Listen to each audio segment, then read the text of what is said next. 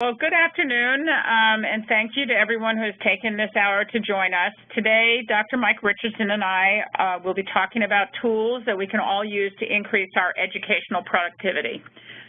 For the sake of this webinar, we have, I think, all of you listening in right now muted, but we will unmute your access so that we can have a conversation at the end of both presentations. But in the meantime, if you have a pressing question as we're presenting our content, please feel free to use the chat function. So, in this talk, let's see, why am I not advancing, but that's interesting. In this talk, we hope to provide you with some strategies to overcome writer's block, to underscore the value of peer writing groups as a means to increase scholarship success, and to teach you how to incorporate technological tools to aid with your writing, time management, archiving, and task management. So let's begin with the writing cycle. So if we step back to reflect for a moment, there are essentially four main components to converting your ideas into scholarship. The first step entails thinking. That is coming up with an idea and planning its implementation and assessment. Next comes the writing phase. And this, I would say, for some of us can be very, very challenging. The third part involves a lot of editing and revising, and this often will entail getting feedback from multiple sources, namely any co-authors on your work.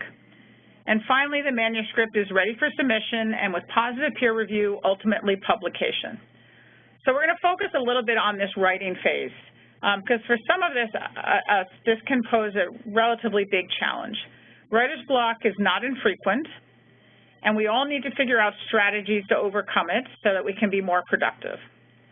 So I was fortunate enough to recently attend a workshop on educational scholarship at my home institution, and based on this workshop, which was given by Grace Wong, an internist, I will now share with you a few of the tips that I took away from this particular experience.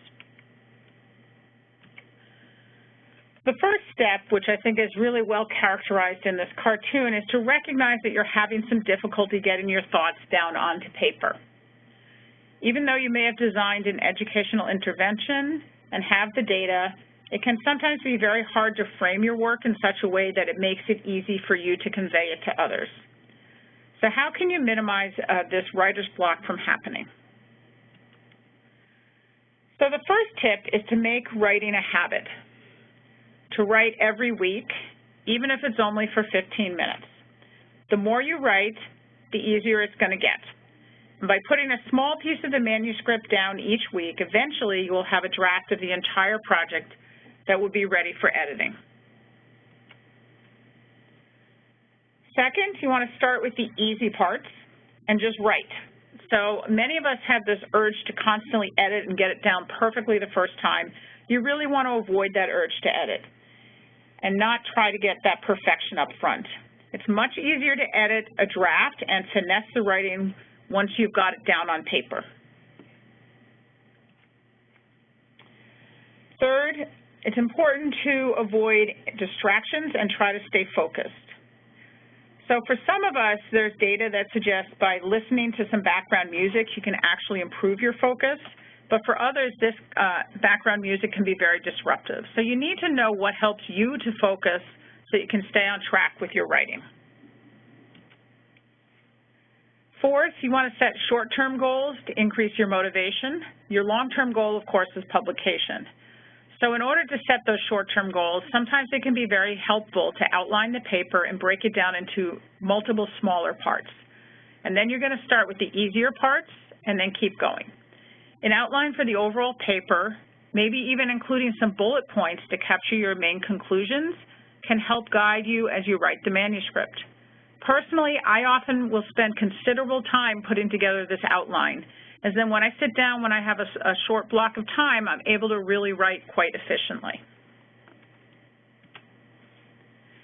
Finally, it's really important that we stop procrastinating and set up a plan. You have to make your plan very specific, realistic, and doable. So if you keep taking these very small baby steps in that plan, eventually you'll have a completely written manuscript, and then ultimately you'll be ready to submit it for publication. Unfortunately, not all of our submitted papers are accepted for publication on the first attempt. Peer review, however, can often provide you with some really good ideas on how to improve your work. The most important thing is not to give up. Read those comments that you get back on your paper, incorporate the ones that you think make sense, and start thinking about where else you might be able to submit your manuscript. You need to find the time to do those revisions, and it's really important not to give up. Now, it is very hard sometimes when you get rejected, so one of the things that has been shown to be extremely helpful in terms of maximizing the chance of publication is to actually join a peer writing group or what's called a peer writing circle. Now, if you have a group of colleagues at your own institution who are interested in scholarship and already have a peer writing group, obviously you could ask if you can join them. But if not, you can actually consider forming your own group of motivated faculty who are willing to work collaboratively on papers. These peer writing circles can be especially helpful if your paper has been rejected, as often members of the group can provide you with a fresh perspective on how to reframe the paper. A few years ago, I actually helped to co-facilitate a peer writing circle at my own institution, and at first, I have to say, I was a bit skeptical, as we had a mix of specialties participating in my peer writing group. We had people from internal medicine, pediatrics, surgery, radiology, and pathology. We had 6 total faculty and 2 facilitators, and within the first few months, it became very clear that only 3 of the faculty would actually regularly participate. As part of this peer writing group, each faculty was expected to submit a manuscript for peer feedback, and after 6 months of the 4 submitted manuscripts that we were working on in this group, 3 of them had actually been successfully published. And in the process, what I also noticed is many of the people participating became better at designing their studies as well as in their writing. Now, do these peer writing groups that seem to work for me, but is there any data to support that they're actually helpful? And in fact, there's a couple studies that actually have shown that peer writing circles do provide peer support.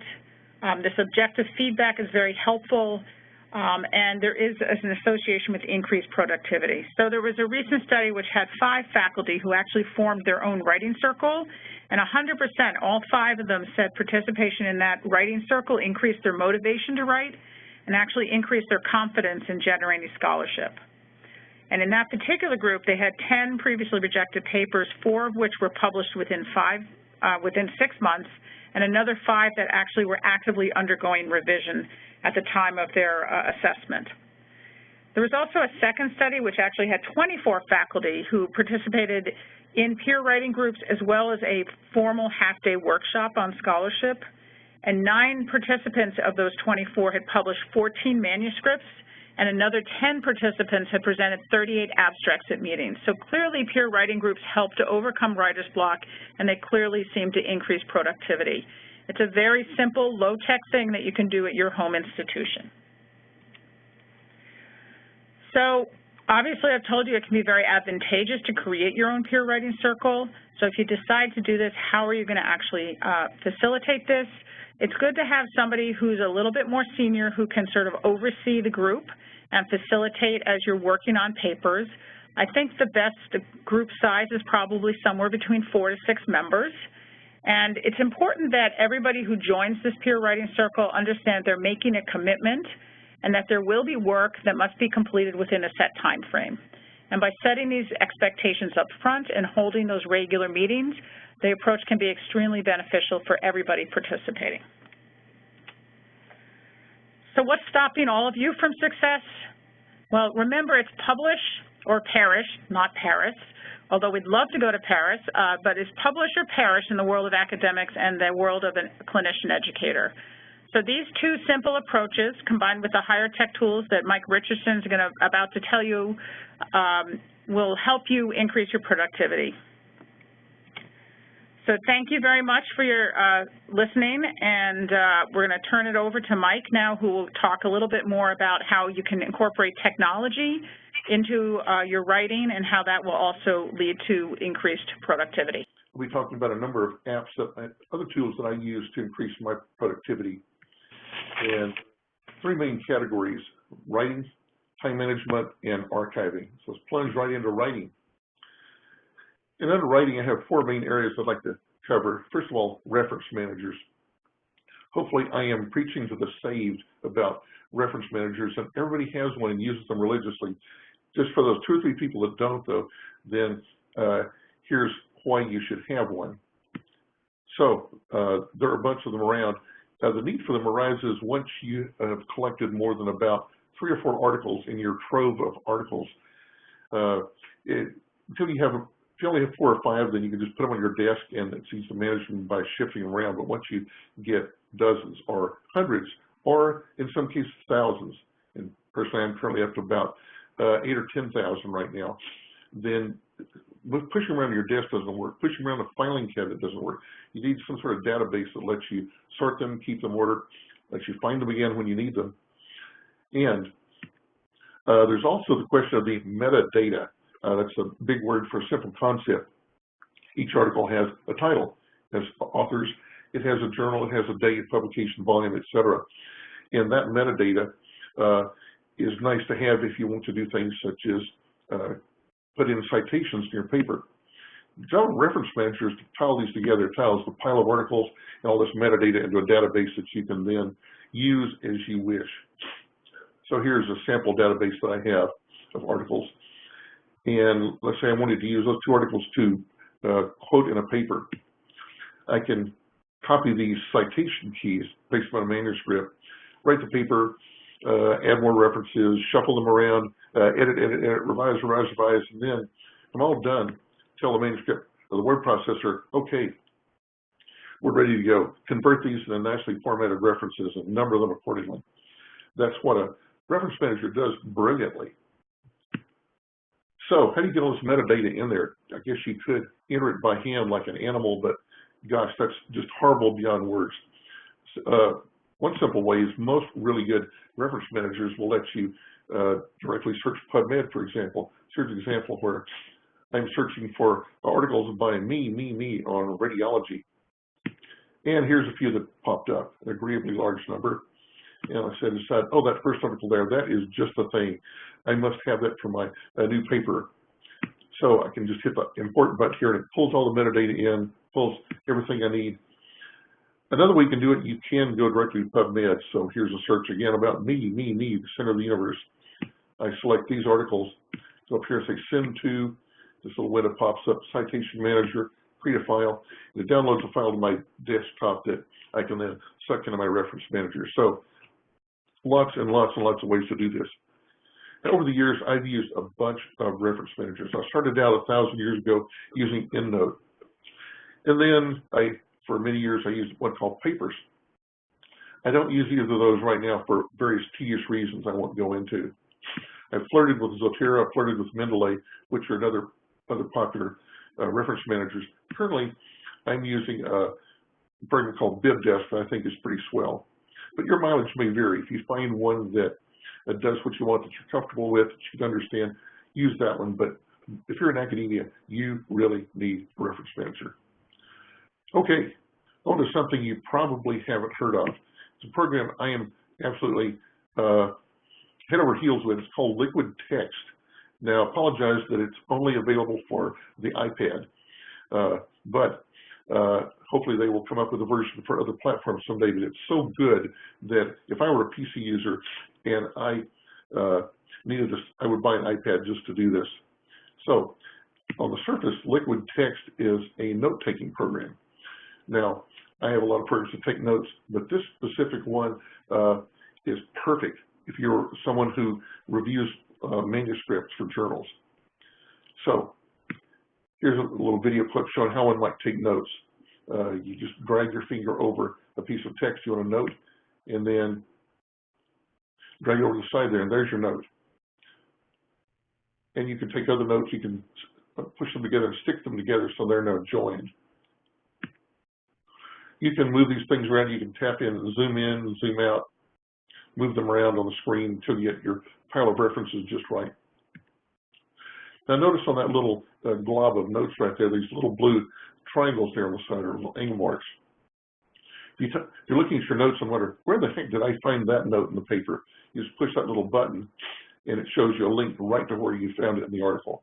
You can either grab a couple at once like that person just did. And you can also search for things. So here's the person's going to search for the word design, and it shows you every instance in this whole paper where the word design pops up. So here's how I use this. I'm reviewing a paper, and for me, the central problem with reviewing papers is when the journal sends me this PDF, it's got all the text up at the front, all the images at the back, and scattered throughout the paper are these little references, little citations to images, but I'm constantly going back and forth, scrolling blindly to find that darned image. So here's how I solve that. First, open my paper. I will search the word figure and the word table. I'll find each instance and make each of these into little notes. And I'd grab the first citation of figure 1 off to the side. Fine. Once I've done those, I scroll down and all the figure captions and all the figures themselves, I drag over to the side. Here's dragging that over. Now, if I want to go back to, where was that cited? I took that little blue thing and zoop, back to there. If I want to see the figure again, I zoop, and I'm at the figure, and back and forth as I need it throughout the paper. So once I've done this little bit of infrastructure before starting my review, it goes really fast. So here I am reviewing. I've got all those figures cited there. I go through the paper, looking at stuff back and forth, adding little notes like this one, and maybe I have nothing to say about the discussion. And here's another little note I put that occurred to me. So, finished my review, I've made all my notes. What do I do now? Up here, and I want to export my notes. And here's what the notes look like. And I think if you look over this, you can see that these notes have since have pretty much written my review for me. So when I'm just cleaning this text up a little bit, I'll say, oh, so the authors on page 7 use the word standardized. In American English, that would be standardized with a Z. And they use the word were on page 8. It should be where. There's a little note to self that I want to check their t-test to make sure they did them right. There's a little note where I have a little comment for the authors. So, liquid text is awesome. If you have an iPad, it's currently free, and it's worth a million times that to me. I will never again review a paper without liquid text. I feel that strongly about it. Okay, here's something else you may not have heard about, but I think is critical for an academic radiologist, or heck, any kind of academician. That's this markup language called Markdown. Now, why would you need this stuff? There's a problem we all have called the future-proofing problem. I've been in radiology for, well, gosh, more decades than I care to share at the moment. Over that time, I've used every one of these word processors. And by now, half of them no longer exist. You can't buy them. You can't run them on your computer. You can't open their files anymore because they're in some proprietary format, which means that about half of my entire academic output for my entire career is locked up in a file I can no longer access. So if I do want to go back and borrow some wonderful thing I said back at the beginning of my career, I've got to open up the paper copy of it, type it in myself, or maybe run it through an optical character reader. So I failed to future-proof my writings. So how do you do that? How do you actually future-proof your stuff? Well, probably the easiest way to future-proof it is to write your stuff in plain text. That's not proprietary. Anybody can read it, any computer, any platform. If I had saved all my stuff as plain text, I would have it now. So, and I'm talking about any text editor. You can use Word. I have about 15 different ones I use occasionally on my Mac. You can open it in Linux, doesn't matter. Now, what's wrong with just running through life on plain text alone? Well, it's really, really plain. Here's a nicely formatted glob of that same text. You can go back and forth, you can see that's really plain. And how, when you have things properly formatted, the different pieces really pop out at you. I mean, we have this big font for the heading. We have smaller fonts for other headings. We have bullet points, we have bold, we have italics. So the question would be, how can we format our plain text so that it's easy to read, it's future-proof, and we can still turn it into nicely formatted stuff like this? So, there's many answers to that. First, let's look at how not to do it. How does Word format this? Okay, just for you, but be careful, this is going to be a strong and scary slide. But just for you, I opened a Word document of this very paragraph. I opened it up like feel like a grate. Here's what you find inside. This is called XML, and this whole thing is put down in format of XML. It's not a pretty sight. If you spend enough time and your bleeding eyeballs will be able to pick out the text, but let's not do that. So, how would I do this in Markdown? Well, minimal markup. It's very human readable. For a big heading, I put one little hash mark, two for a slightly smaller one, smaller one still. If I want to put in bullet points and put little asterisks like this, here's how I would do bold and italics. And there are other little fairly simple marks that one can use for, say, references, for tables, and other things like that. And the nice thing is you can open this with any text editor on any platform. If you write like this, you are future-proofed. So I write everything I do these days in Markdown. And once I get it all written, I can then push a button on one of about 15 different programs to convert it into something that looks like this to send to the journal. Another reason for considering Markdown is, if you're like me, I like to repurpose my stuff. So I like to write it once and then reuse it endlessly. So I take the original and convert it to one of these many things here. Maybe I want to put it on the web. Maybe it's going into an EPUB book. Maybe I'm going to put it on Amazon's Kindle, PDFs, PowerPoints, the works. It turns out Markdown will convert to all of these and carry your formatting over. Again, write once, reformat, reuse many. Markdown, I think of it as the one ring to rule them all. Now, there's a lot I haven't said about Markdown. If you're at all intrigued by it, there's a very inexpensive book by David Sparks called, well, oddly enough, Markdown. And this little book contains wonderful zillions of use cases. He talks about different apps you can use. Strongly consider Markdown. Okay, what tool do I use when I'm actually to write stuff, writing in Markdown and everything else? The tool I use a lot is called Scrivener. Now, Scrivener is useful to you if you write a lot of stuff. I write a lot of stuff. I write papers, I write reviews, books, letters of recommendation, all sorts of stuff. And Scrivener is a godsend. I think it's not too strong to say this is the ultimate writing tool. Lots of professional writers from fiction, murder mysteries, science, others use this. It's available for Mac or for PCs. So here's what a Scrivener window would look like. It basically has two sections. Down here on the left, you can see a section labeled Research. This is where I put all the research papers that I'm going to be referring to during my paper.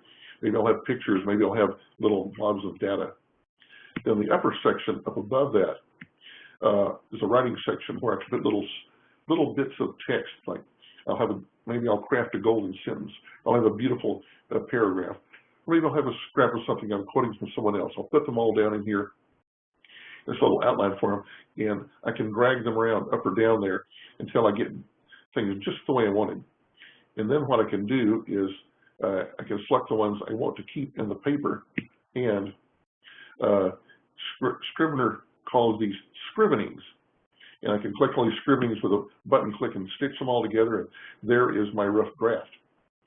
I can, once I have a rough draft, I want to then put on paper, give to my co-authors, or maybe edit myself with a red pen. I can burp it out in any of these formats: PDF, Word, Markdown, EPUB, whatever. It's fairly inexpensive. They have a free trial, so if you have not yet drunk the Kool-Aid, strongly consider Scrivener for your next project. They've got some great online tutorials and video files that will take you by the hand and get you rolling. Right then, next topic, time management. Because, heck, we all have too little time, too many tasks. How do you deal with it? Two parts. I think hopefully everyone has a calendar. I'm not going to dwell on calendar programs. This is the one I use. There are a zillion others. Hopefully you have one that will keep your life in order. Let me move right on to task management, which is a much tougher problem. There are indeed a lot of task management programs out there, and I've used a bunch of them. Here's the basic problem. Every task you have is a ball you've got to keep in the air, and you don't want the balls, at least not too many of the balls, hit the ground. I've tried, gosh, app systems, to-do programs, the works, but most of them I have abandoned. There's one I stuck with, though, called OmniFocus. It's a wonderful program. It's available for Mac and for iPads and iPhones. Sadly, not yet for PC, but you don't need this program, in my opinion. I'd like to point out 2 or 3 cool features that it has that you should be able to find in other software. And I think there are a couple of secrets to using a task manager. The first one is to ignore almost all of the features in that task manager. Most of these things come loaded with bells, whistles, kitchen sinks, and most of it is stuff you don't need. For example, OmniFocus has this one feature I never ever used. I think it's cool, but I never used it. It's called geofencing. So the idea is you just set aside a place like, say, my local supermarket is a place where I can buy toilet paper. Then if one of my tasks is to buy toilet paper, then whenever I happen to drive through that geofenced area, they'll say, hey, you need toilet paper and you're close. You should pull over. Seems cool, but it's always been too much of a pain in the butt, so I've never done that. So ignore almost everything. This is the most important thing. Capture your tasks. As they pop in your brain, capture it. Another one pops up, capture it. Don't wait, capture it. It's amazing how much of our mental stress about projects comes from things we forgot to capture. We're wondering, gee, did I get everything? So capture, capture, capture. Once you've captured, here's how things look on OmniFocus. On the side, oh, in the middle of this webinar, I should book a hotel for our stay. Okay, so clicky, clicky, clicky. This window pops up. And I don't want to deal with it right now. No, I'm giving a webinar. I'm busy. It would be disrespectful to all these people. So do next Thursday and then save.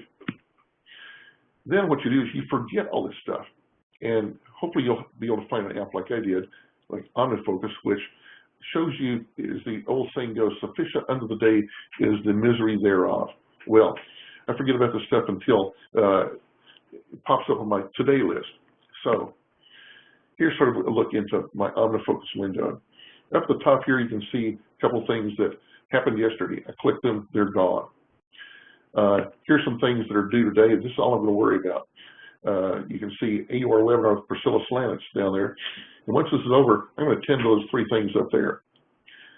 I also have a couple of things that repopulate themselves automatically. Every day I'm on the clinical schedule, these things pop up and remind me, nudge me to do RadPeer, to sign reports, to protocol studies. Here's just an example. What if you realize, man, I can't get that thing done? Here's a to-do list of mine from a few years back. I realized one day, you know, I really don't have time to do Martin Aroma today. And, you know, I'm going to put it, I can't even do it tomorrow. So there's a little button you can click up that says, would you like to move this to next week or 1 month? And say, oh, yes. Let's move Martin Aroma 1 month in the future. And poof, it's gone. Here's another example of how I use that. Every Friday, I participate in an ongoing MSK conference where people all over the country and from other countries too log in, show cool MSK cases. And one part of our conference, we always save a little time for technical tip of the week. So as I'm doing my reading, I will collect a bunch of tips. You can see a bunch of them right here, little technical tidbits that might be fun to show. What happens is I have those all up here on Thursday when I'm getting my slides ready for Friday. I'll pick one of these things, drop it in my slide deck, and grab all the rest of them, tell them, move this up a week. And poof, they all vanish. And out of my hair, I don't think about them. So OmniFocus is great. If you don't have OmniFocus or an iPad, remember those principles. Capture everything. Then forget everything until your app pops up the stuff that day. Okay, final couple of things. Here's another great need in academic radiology, archiving stuff. As you stumble around through your life, you find little pearls, little acorns you want to store away for time of great need. You know you're going to need it someday, and you need a place to stuff it so you can pull it back out again. Here's a couple of things that I use for this purpose. I've used Evernote quite a bit over the years, and let me talk about that. Evernote is available on Mac, on PC, on Android, on iPad, on iPhone, on the web. So even if you are a Linux person, you can use it via the web. Here's a common use case for me. I'm at a meeting. I would take notes of talks, exhibits. Now, the problem for me is, like many of us, I'm somewhat anal, somewhat obsessive, but the problem is I'm also lazy. So how to reconcile those two things? Little cognitive dissonance that maybe many of us have to deal with. I need a program that will let me be anal and lazy at the same time. And Evernote really sort of fits that bill. So here's what I do most of the time. I could type in notes like an animal, but most of the time I will just use my phone and grab a picture. If I'm at a conference where they allow taking pictures of the screen, I'll grab screenshots. If I'm at a conference where the exhibits allow photography, I'll grab those. If I'm at a webinar like this, I can hit a button on my Mac and grab a screenshot and save that for notes. So then I take all these images, I move them into Evernote, and where Evernote does a really, really wonderful thing that's almost unique. I've since discovered one other program that will do this. Here's the cool thing. At the moment, it's just a picture, but when I punch it into Evernote, Evernote looks through all the pictures looking for text. That's right. It runs it through its optical character reader. So if it finds no text, it moves on to the next slide. But slides which there's lots and lots of text, it will categorize and I can search for them later. So fast forward to the future where I realized, what was that cool reference I found on biceps at that one webinar? So I searched for the word biceps and up pop all these things that I've grabbed and stuffed into Evernote over the years. And as I select one, it will show, here's where biceps appeared on that slide. Split biceps femoris tendon reconstruction. That's the one. So it'll go through every instance of that word on all those slides. Here's another really cool thing. This works for handwritten notes too. So here's a note I wrote by hand and shoved into Evernote. Now if I go and search for the words Evernote and searchable, this note pops up with those words highlighted. I think this is pretty freaking cool. And if English isn't your normal everyday language, it knows a lot of other languages and will OCR those too. So you can also put in type notes if you wish. You can give audio notes if you wish. Evernote's pretty cool. For arcane reasons that I won't go into, I'm mostly using a program called DevonThink Pro these days, which does a lot of the same stuff and more. It's currently available only for Mac and for iPad and iPhone. But here's what it might look like if you were thinking about trying DevonThink Pro. So here I am reading the New York Times online and say, oh, I'd like to be able to access this article later on Ebola. I'm heading for Africa in a couple of months, so this will be germane. I can go up to the top, there's a little DevonThink icon, I click that and it sucks the whole article in. Later on when I'm deciding, all right, let's read everything I have on Ebola. I type Ebola, and it shows these on here in terms of what it uses a little artificial intelligence to decide which ones it thinks are the most relevant. And right at the top is that New York Times article, which is full in with the image and pictures and all the links ready for me. And what I mentioned about Evernote, how it will automatically OCR all the slides, it's a little DevonThink. So here's a bunch of screenshots I found I'd made that I needed to put into my DevonThink library. I put them in a folder and then went up here and pointed this command, OCR all these images, please. And it went through and did it. And here's the result. So I searched through DevonThink for the word gout. There I find this slide with gout all over it. Here's a final archival app. And again, this specific app is only available for the Mac or iPad, but I'm sure there are a zillion similar ones for PCs and other platforms. Basically, it's a journal or a diary app. So it's what the icon looks like. And you know, for years, I've read about people for years who keep journals, like Darwin's Journey to the Galapagos, his journals. Thought, wow, it'd be cool to keep a journal, but I was always too lazy to do that. But then a few years ago, this app popped up. It looked bright and shiny, so I tried using it. And to my surprise, about 5 or 6 months later, I went back to see, well, let's see how many things I've logged. And I had logged about 600 entries. I was amazed. So I didn't think I was a journal type. So what are some specific use cases you might use this for? Well, suppose you want to be a blogger, but you really don't want people to read your stuff. I don't know, I suppose maybe things that are shameful, maybe things are just so boring, no one else wants to read them. But you would like to access them again. Here's an example. Our hot water heater gave up the ghost last summer. So I made a note about it, took some pictures of the thing, went down, put some notes so I'll know, okay, here's when we're replacing it. So future Mike, here's how old your new water heater is now. So the concept of notes to future Mike, that's one thing I use this for a lot, because sometimes current, past, or soon to be past Mike is pretty smart. After working all day, has found the answer to some really tough problem. So if I'm really being compulsive, I'll put these notes down, how I solved this problem, so future Mike can solve it someday once I've forgotten the solution. Here's an example. I tend to write a lot of my scientific papers using a process called LaTeX, spelled latex at the top there. There's a word count program that I keep forgetting its name. It's called tech count. So there's a little note to future Mike. Here's what to type that will give you what you want. A few years ago for Christmas, my son gave me a little Raspberry Pi computer, which is a wonderful little thing. If you're a geek, you should have one. If you are married or live with a geek, it's a great Christmas gift. But it's a very fussy thing. You're working in Unix. And you can look down here on the screen and see some of the things I had to type to install some of the software. Very geeky stuff and stuff I will probably forget. So these are notes to future Mike. Here's how you put this thing in there. If you ever need to reinstall it again, here's what you do.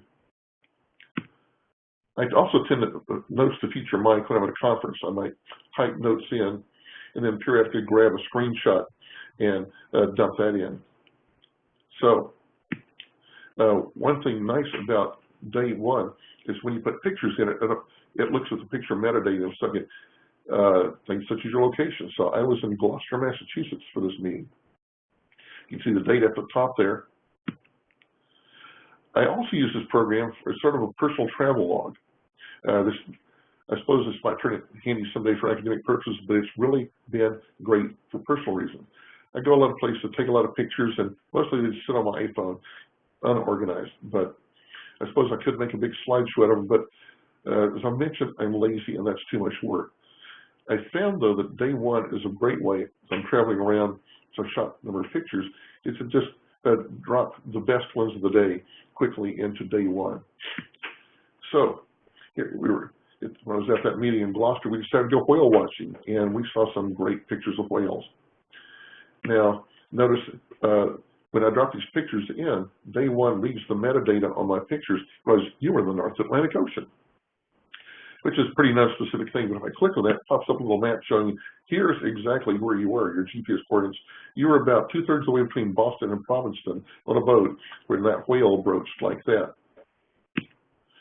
Or a few months ago, we went to Paris, and here we are in Trocadero Plaza. Pictures uploaded in from there. Here is the GPS data, the Place de Liberté de l'Homme, and also a little map there of the Trocadero. It pulls in the weather of that particular day. As you can see, it was a really lovely day in Paris. Street art in Paris, I might want to find again. Walking through the Pousse, the flea market of Paris. If I want to find some of that wrought ironwork again, I know where to look.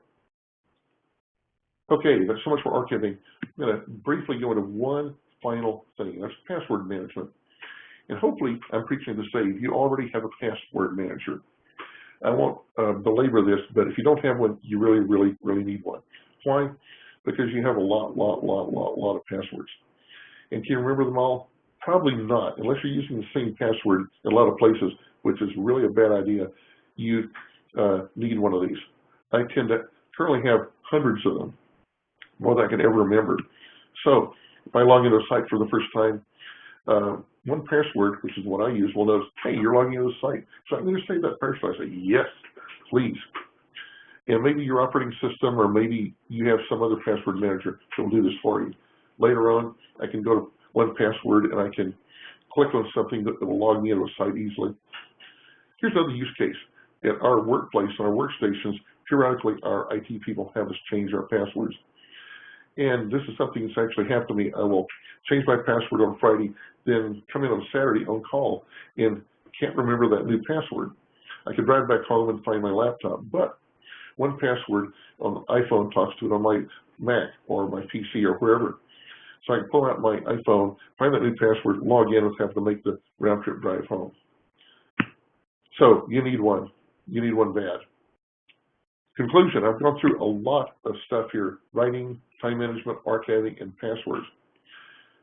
So thank you very much for your attention. I hope some of this stuff turns out to be useful for you. Back to you, Carrie.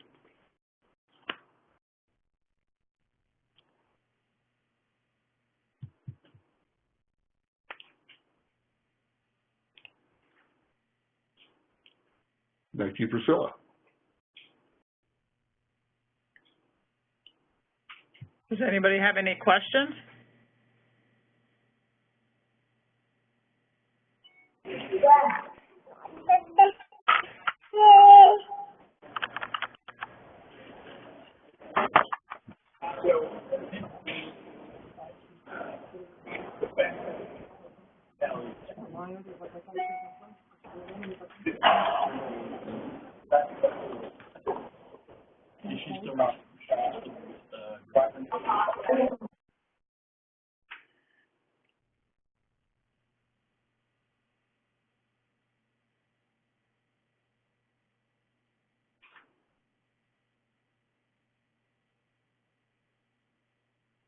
Do you have any questions, Priscilla? I have no questions.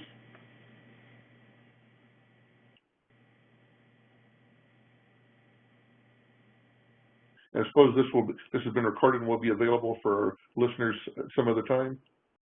Yes, so everything that has been presented today will be available on the AUR website as part of the whole series of webinars on educational scholarship. So I guess in the absence of any questions, I guess we'll be signing off, and thank you to everybody who did participate and listening to this presentation. Thanks, Priscilla. Thanks, Carrie.